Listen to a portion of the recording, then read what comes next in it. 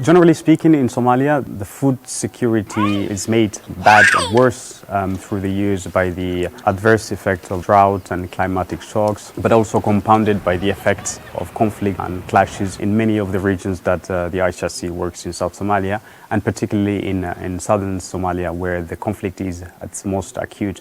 Today in Hudur, especially in Bakool region, with its remoteness from the center, but also it represents an area where you have a lot of different front lines. People find it difficult to either access their farms or have been displaced by the conflict.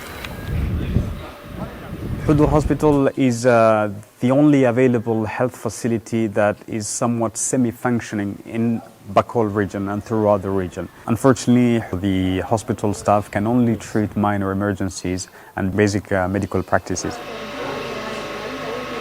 The local community has come together and has tried to make the situation better by seeking contribution from their members of the community and from the Somali diaspora abroad to improve the infrastructure of the Hudur Hospital.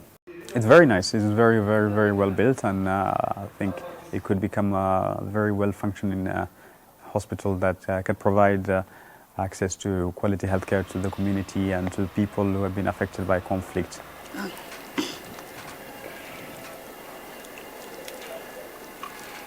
Most of the humanitarian actors are operating inside the major cities, and the fact that they cannot venture out of these cities has made the needy communities come to these urban areas. People have resorted to all sorts of ways of making their livelihoods. The added value of the International Committee of the Red Cross is to support communities by going out into rural areas where no other humanitarian actor is able to venture to. As a general way of working, the ICRC never enters and never goes into an area without prior consultations and agreements with all of parties to the conflict. In Hudur, since July 2015, the ICRC has provided more than 2,500 households with unconditional cash transfers on 4 different rounds in order to give them the opportunity to strengthen their livelihoods and their food security situation. As a result of this assistance, 15,000 women, children and elderly have been able to have access to essential commodities. Also, the markets have benefited, stimulating even more of the local economy and building resilience of the community as a whole.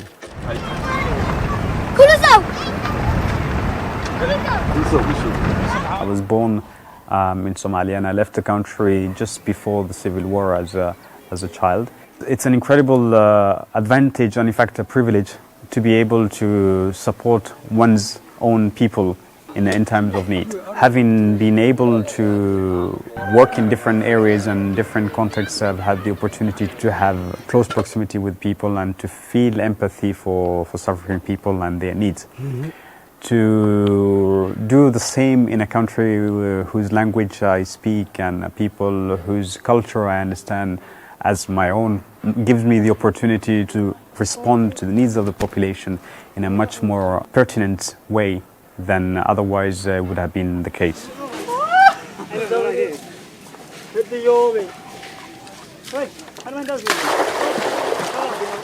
The situation in southern Somalia is well beyond a situation that can be framed in only one aspect.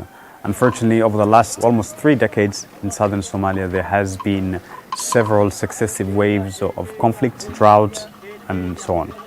So the ICRC has been continuously and without interruption been supporting these communities to cope with the adverse effects of conflict and natural disasters in southern Somalia.